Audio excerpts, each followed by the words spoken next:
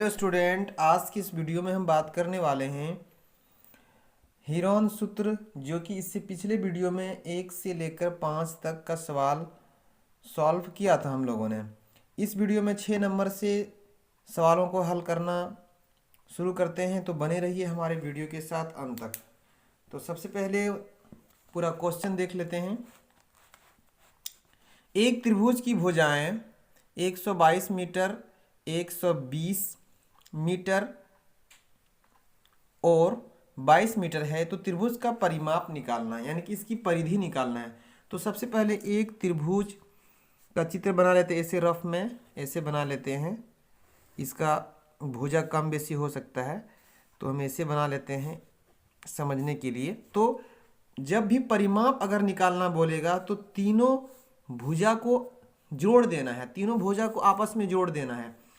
मान लेते हैं कि ये एंगल 122 है, इसको मान लेते हैं कि 120 है, और इधर वाला मान लेते हैं 22 है। तो टोटल अगर जोड़ते हैं तो हमें प्राप्त होता है 264। जैसे 122 प्लस 120 प्लस 22, तीनों को जोड़ देंगे तो 264 मीटर प्राप्त होता है, जो कि इस त्रिभुज का परिमाप है। 7 नंबर वाला देख लेते हैं।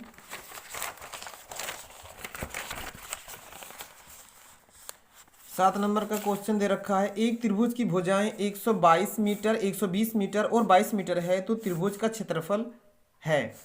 4 ऑप्शन दिया, इस चारों में से देखते हैं कौन ऑप्शन सही होगा। तो सबसे पहले इसको सॉल्व करते हैं और फिर देखते हैं कि कौन वाला ऑप्शन मेरा सही है। तो देखिए, इसमें क्षेत्रफल बोला है, तो सबसे पहले हमें त्रिभुज, कोई भी त्रिभुज बना लेते हैं ऐसे। इस त्रिभुज का सबसे पहले हमको निकालना पड़ेगा अर्ध परिमाप। 122 है और 120 है और इस तरह से 22 है। इसे रफ में बना लिए, ये कम बेसी हो सकता है। सबसे पहले हम इसमें एस निकालते हैं।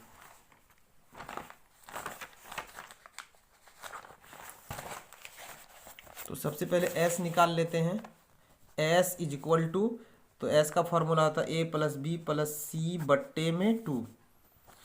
ए के रूप में 122 है, तो 122 लिख लेते हैं, फिर 120 है, फिर 22 है। इसको आगे पीछे लिखने से कोई दिक्कत वाली बात नहीं है। अब टोटल को जोड़ते हैं तो 264 प्राप्त होता है, और नीचे मेरा 2 है।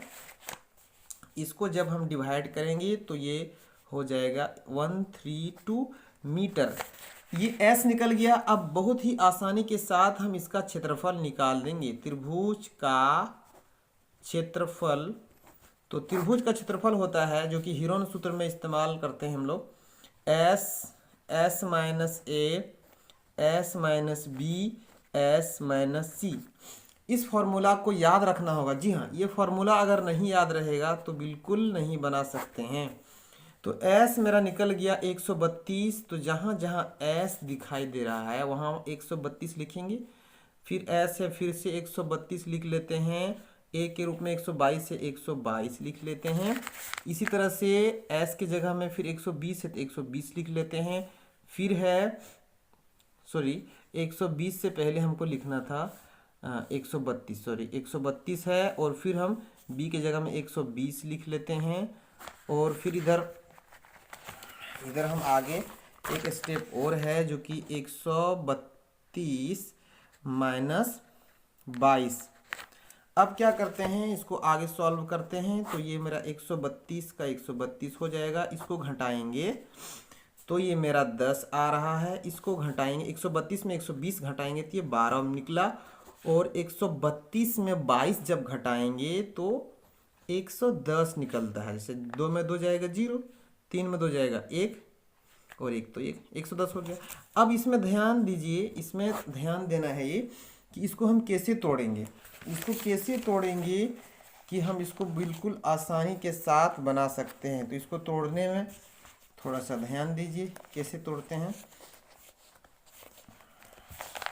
जैसे मेरा यहाँ पर 132 10 फिर 12 और फिर 110। तो ऐसा करते हैं, इसको हम तोड़ देते हैं। 132 को 11 गुना 12 में तोड़ देते हैं, और फिर इसको 10 को सेम टू सेम लिख देते हैं, 12 को सेम टू सेम लिख देते हैं, और 110 को हम लोग लिख सकते हैं 11 गुना 10।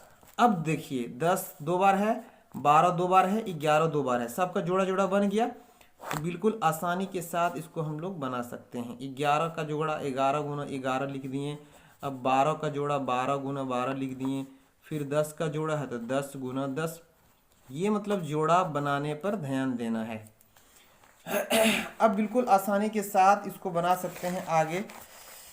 11 12 फिर 110 गुना 10। अब एक जोड़ा से 11 निकल गया, फिर इससे 12 निकल गया, फिर इससे 10 निकल गया। जब तीनों को जोड़ेंगे तो 1320 प्राप्त हुआ। 1320 मीटर स्क्वायर। जब भी क्षेत्रफल निकालेंगे तो वर्ग मीटर में निकलेगा, मीटर स्क्वायर। अब देखते हैं मेरा 1320 किस में है, तो 1320 डी नंबर है, तो डी नंबर मेरा सही है। आई होप ये वीडियो आपको समझ में आया होगा।